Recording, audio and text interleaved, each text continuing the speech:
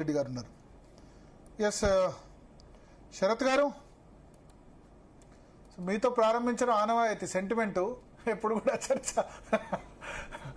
So చెప్పండి sir, ఇప్పుడు ఆర్థిక మాంద్యం వచ్చే పరిస్థితి ఉందా? తీవ్ర రాబోయేదంతా ఆర్థిక మాంద్యం అని అంటున్నారు Rahul Gandhi.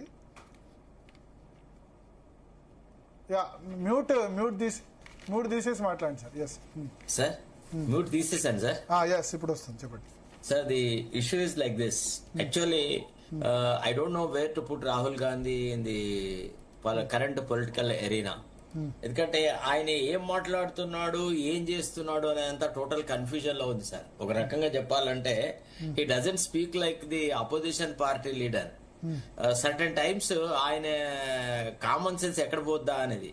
See, the earlier tradition was that whenever the Prime Minister on a visit to foreign countries, the opposition parties at least would not criticize the Prime Minister or the global international affairs గురించి మాట్లాడారు. ఇప్పుడు domestic affairs లో, domestic వ్యవహారాల్లోనేమో ఏం మాట్లాడారు, దిక్కులేని విషయాలన్నీ parliament session. నేను అందుకనే ముందు నార్వే జర్నలిస్ట్ విషయంలో రాహుల్ గాంధీ దాన్ని ఎండార్ చేసినందుకు నేను క్రిటిసైజ్ చేశాను. కానీ ఇది మన డొమెస్టిక్ వ్యవహారం కదా, ఆర్థిక మాంద్యం అన్నది మన డొమెస్టిక్ వ్యవహారం. దాని గురించి రాహుల్ గాంధీ మాట్లాడితే తప్పే ఉంది సార్. ఒక విషయం, ఇప్పుడు నార్వేయన్ జర్నలిస్ట్ దగ్గర ఏదైతే ఆ కాన్ఫరెన్స్ ఉండిందో అక్కడ they have declared in the beginning itself that there will be no question and answer session అని అన్నారు.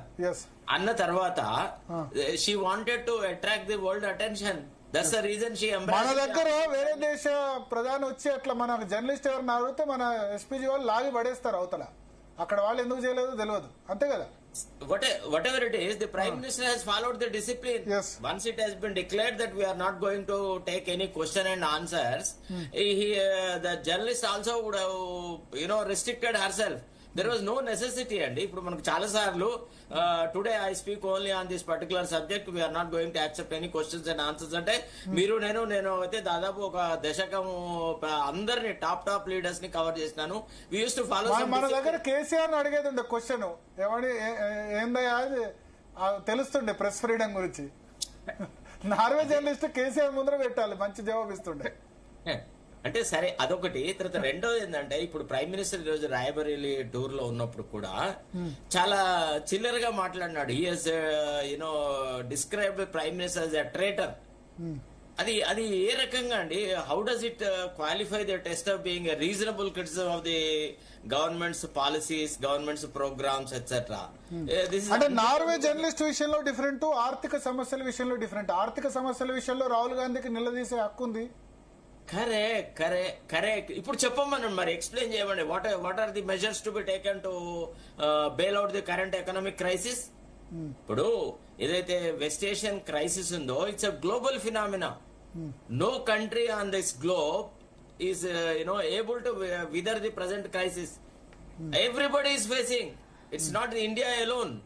అయితే కాకపోతే కొన్నిట్లలో డిఫరెన్స్ ఆఫ్ ఒపీనియన్ ఉంది నాకు కూడా. ఎందుకంటే ఇది రెండోసారి మళ్ళీ అడ్మినిస్ట్రేటివ్ ప్రైసెస్ పెంచినారు. దాదాపు 93 పైసెస్ 94 పైసెస్ పెంచినారు పెట్రోల్ డీజిల్ మీద. This is where he is going wrong. Actually the one of the sound economic principle is that we are not going to increase the administrative prices అండి. It will have wide range of effect on everything. ఇవాళ ordinary person, a common man is affected like anything. Your transportation is increasing, your prices are going to increase and it will literally crumble the ordinary person. దానికి బదులు మొన్న ఏం చేసినారు, gold import duty పెంచినారు. అట్లనే they have to search out some ways and means as to how to overcome the present crisis.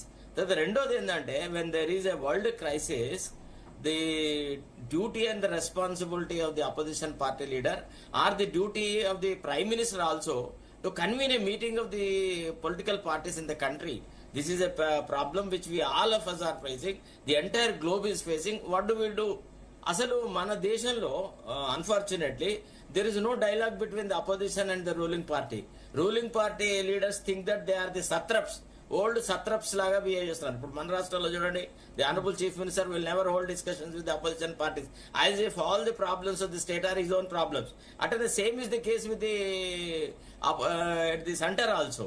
నేను అనేది ఏంటంటే, కొంత సంయమనం అనేది అవసరం. తర్వాత ఇప్పుడు మనము లేటెస్ట్ గా IMF రిపోర్ట్ చూపెట్టిన దాని ప్రకారంగా అయితే, not only our country, 50 to 60% of the European countries, and the entire Asia is literally, in the grip of an economic crisis.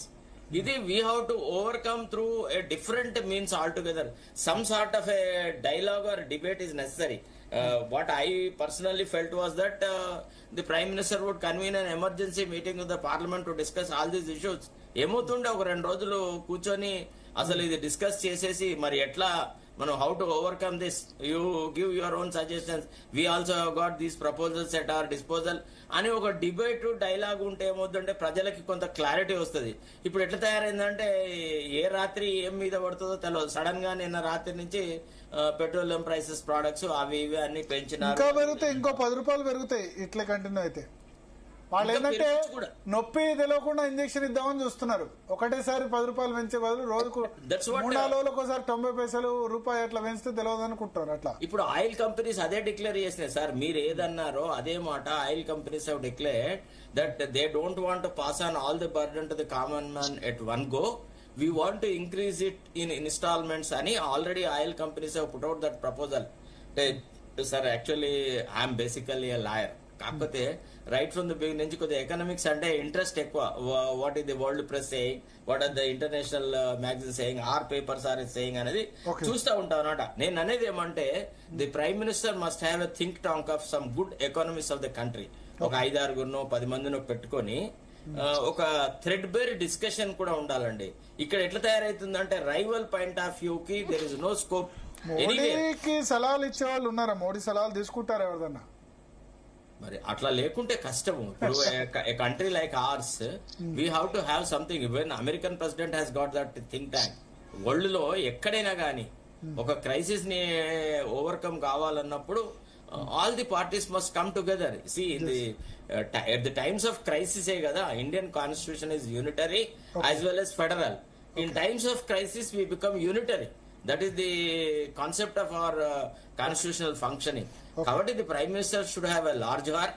He should discuss the issue with at least the floor leaders of the opposition parties.